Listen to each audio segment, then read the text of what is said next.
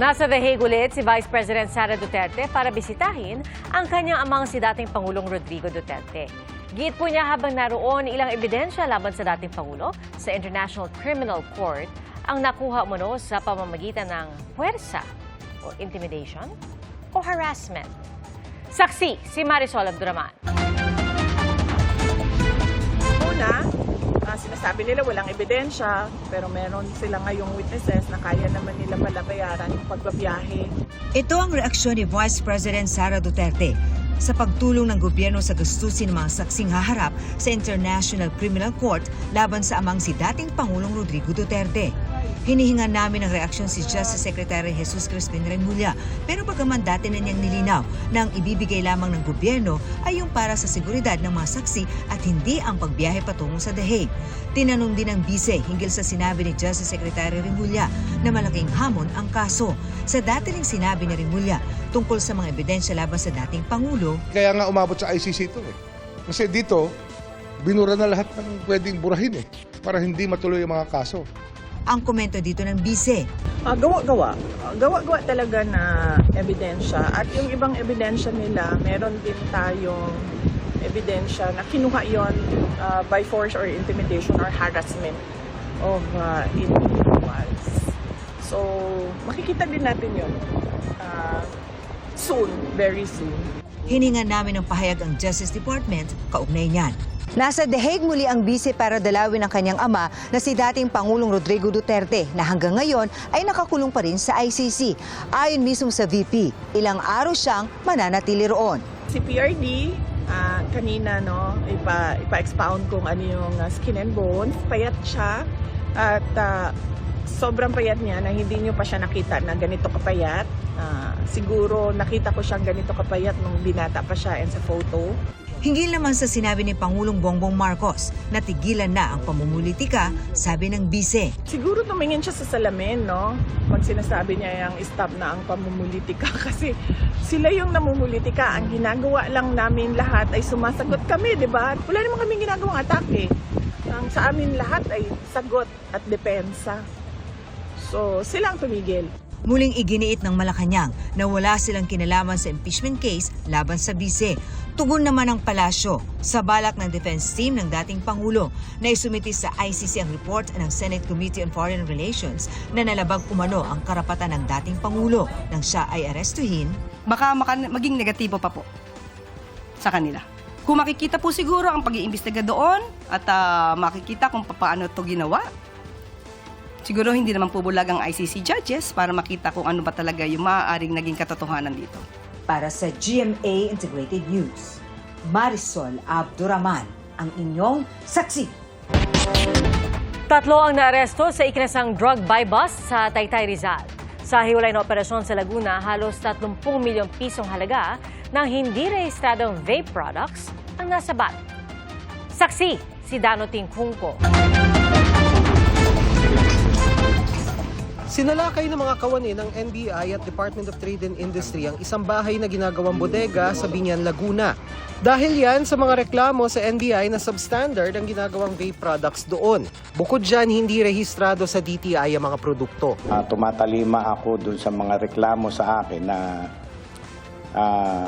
maraming vape products unregistered, substandard na ibinebenta sa paligid.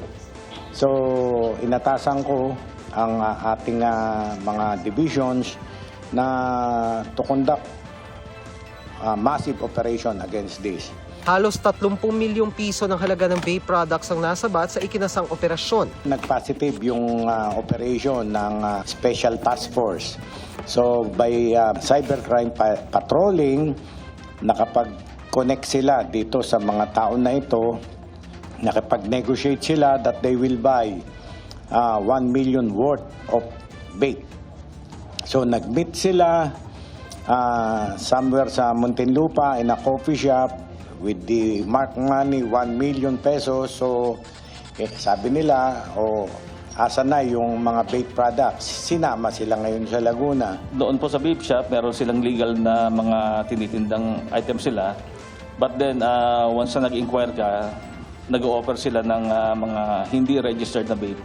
So So with that, natukoy natin kung saan ito ni-store. That's why kahapon po, nag-conduct tayo ng buy bust. Tikom ang mga inaresto na usisain kung sino ang may-ari ng negosyo na patuloy na iniimbestigahan ng NBI. Giving them the benefit of the doubt, yung mga outlet, hindi nila alam na bawal ito, na hindi registered, substandard.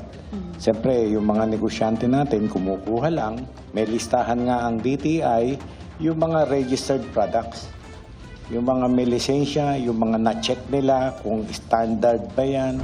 Paano ba malalaman kung legal o hindi ang vape na binibili? Walang PS license mark, and second, especially wala pong tax stamps or the required fiscal marks from the BIR. And others po, flavor descriptors that unduly appeal to minors. And then another one would be yung improper 50% graphic health warning. 3 naman ang nasa kote sa ikinasang drug buy bust sa Barangay San Juan, Taytay, Rizal. Nasabat sa mga suspect ang 5 pakete o aabot sa 150 gramo ng hinihinalang shabu na nagkakahalaga na mahigit 1 milyong piso. Itinanggi ng isa sa mga naaresto na sangkot siya sa illegal drug trade. Umami naman na gumagamit ng droga ang 2 pang naaresto, pero hindi raw sila nagbebenta. Mahaharap ang mga suspect sa reklamong paglabag sa Republic Act 9165 o Comprehensive Dangerous Drugs Act. Para sa GMA Integrated News, Dano Tingkungko ang inyong saksi. Nasawi sa pagsabog sa paggawa ng baril sa Marikina City, umabot na sa 2. Ayon sa Marikina Police, base sa napanood nilang CCTV footage, sumabog ang isang container ng primer mixture nang ilipat ito ng isa sa mga empleyado mula sa katabing mesa papunta sa kanilang work table. Nasawi ang may hawak ng container, pati ang katabi niyang napuruhan sa dibdib. Nakaligtas ang kasamahan nila dahil may shield sa gitna ng work table. Nakalabas na siya sa ospital.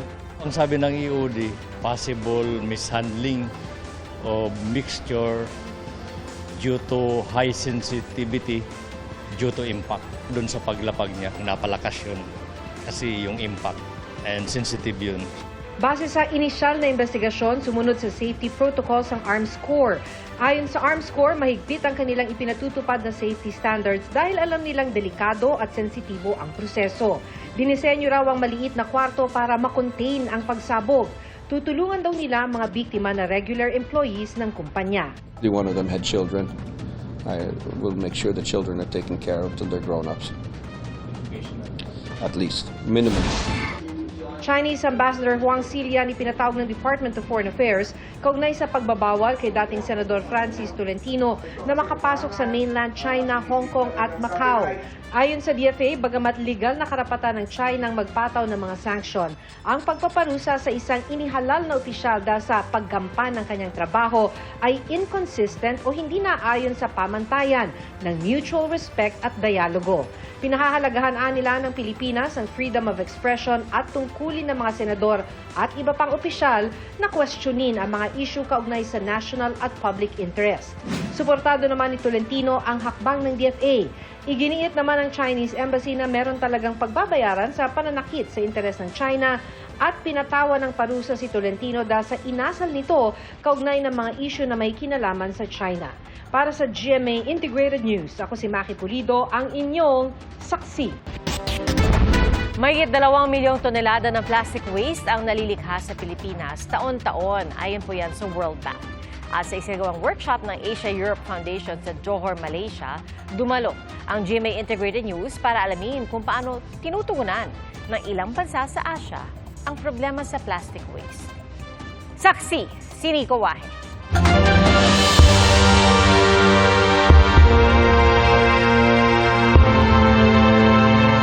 Kung usapang forever lang naman, baka nangamatay na tayong lahat. Pero ang mga plastic, nandyan pa rin. Sa dami ba naman ang pinoproduce na plastic sa buong mundo? Sa Pilipinas pa lang, 2.7 million tons na ang plastic waste na nililikha taon-taon. 163 million na piraso naman ng mga sachet ang kinokonsum araw-araw sa bansa. Sa dami niyan, saan nga ba ito napupunta lahat?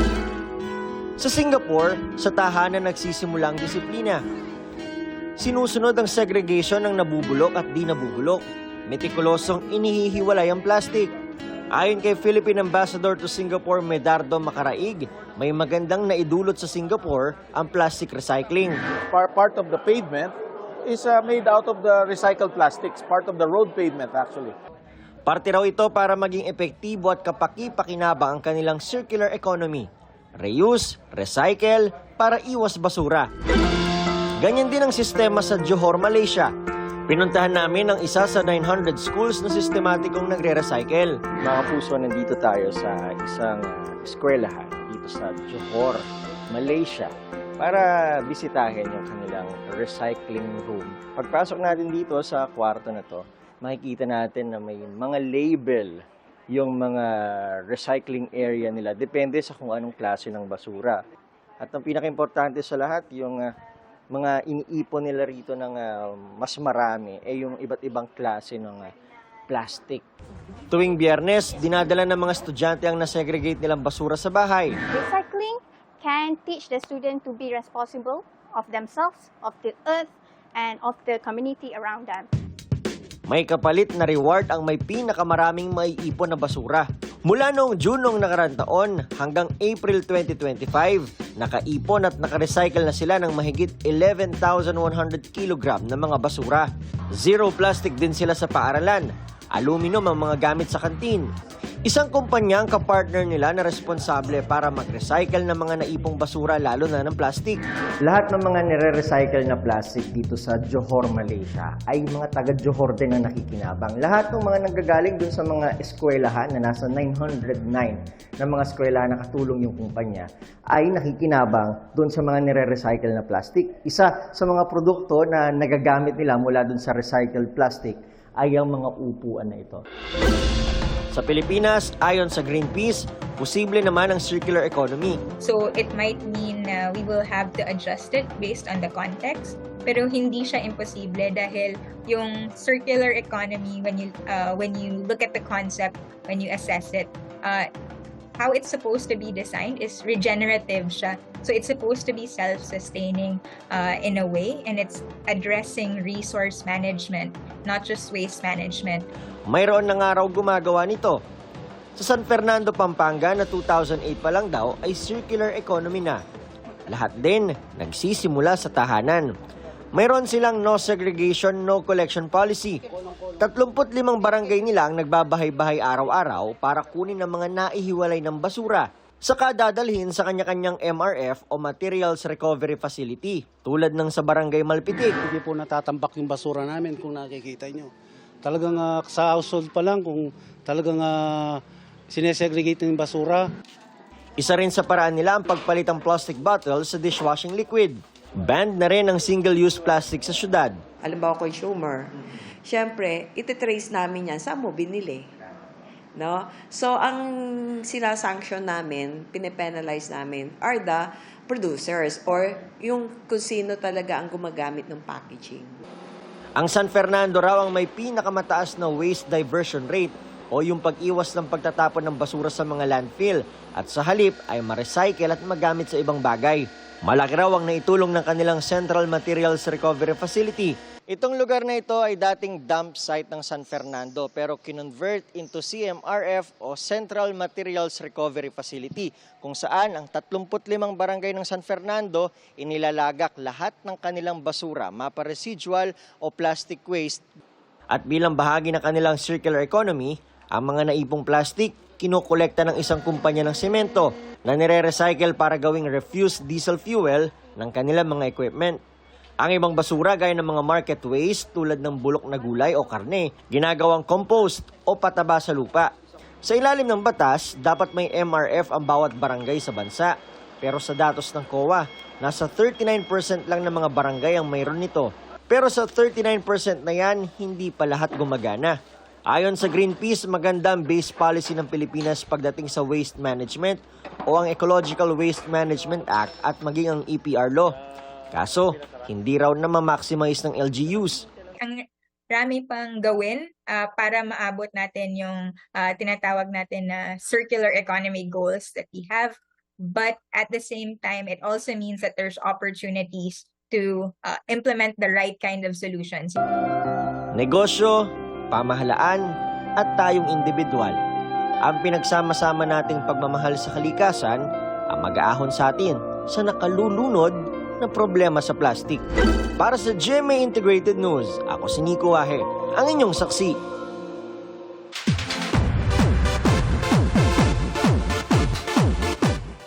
Talagang ipinaglaban daw ni Will Ashley at Ralph De Leon ang kanilang pamamalagi sa loob ng bahay ni Kuya. At si Will may nilinaw tungkol sa usap-usapang love triangle sa pagitan nila ni Bianca De Vera at Dustin Yu. Narito ang showbiz saksi ni Nelson Canlas.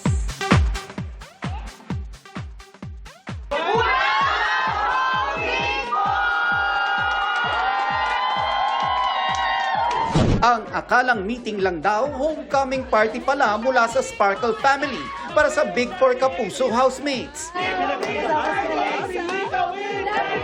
Kasamang sumalubong ang Senior Vice President ng GMA Network na si Attorney Annette Coson Valdez, iba pang executives at si Miss Universe Philippines 2023 Michelle Marquez D. Bago yan, nagsama-sama kagabi sa bahay ni Kuya ang housemates at buong team ng Pinoy Big Brother Celebrity Collab Edition para sa isang fun-filled reunion. Layag na layag naman ang Will Ka sa kanilang TikTok challenge na mahigit 8 million views na and counting. Sa GMA Integrated News interviews, diretsahang nilinaw ni Will Ashley ang tila love triangle na nabuo sa PBB House sa pagitan nila ni Bianca De Vera at Dustin Yu. To be honest, wala po naging triangle talaga sa loob ng bahay. Alam po lahat ng mga housemates yan. Bakit kayo shin-ship in a way? Siguro po kasi nagkaroon din po kami ng work together. Masaya ako sa naging storya nilang dalawa. At yun nga, kagaya ng sinasabi ko sa mga housemates po, sana talaga madala nila talaga sa labas po. Ayon pa kay Will, bukas at looking forward muli siyang makatrabaho si Bianca. Sa interview na ikwento rin niya ang ilang struggles sa loob ng bahay ni Kuya as an introvert. Kaya thankful siya sa housemates at fans dahil sila ang rason kaya itinuloy niya ang laban. It's giving dark horse vibes ika nga ng ilang netizens ang rawi duo ni na Will Ashley at Ralph De Leon. Matapos silang itanghal na second big winners ng kauna-unahang PBB Celebrity Collab Edition. Meron man po akong ginagawang isang bagay. Gusto kong ibigay talaga yung 100% best ko. And yun yung something na naging proud talaga po ako kasi ang laking growth po nun para sa akin. I haven't been handed anything dito po sa line of work po namin ni Will. And I want it to be that way also. Kasi doon ko po talaga mapapatunayan na deserve ko po talaga yung mga binibigay po sa akin blessings. Extra special din ang PBB journey ng kanyang kaduo na si Ralph na dati nang na-evict sa bahay ni Kuya pero nakabalik. Naging bukas din si Ralph sa ilang comments ng netizens. Ako, prepare ko na din po yung sarili ko for the worst case scenario, which also natutunan ko po actually doon sa loob ng bahay na hindi po talaga maganda yung palagi mangyayari. Para sa GMA Integrated News, Nelson Canlas ang inyong saksi. Mga kapuso, maging una sa saksi. Mag-subscribe sa GMA Integrated News sa YouTube para sa iba't ibang balita.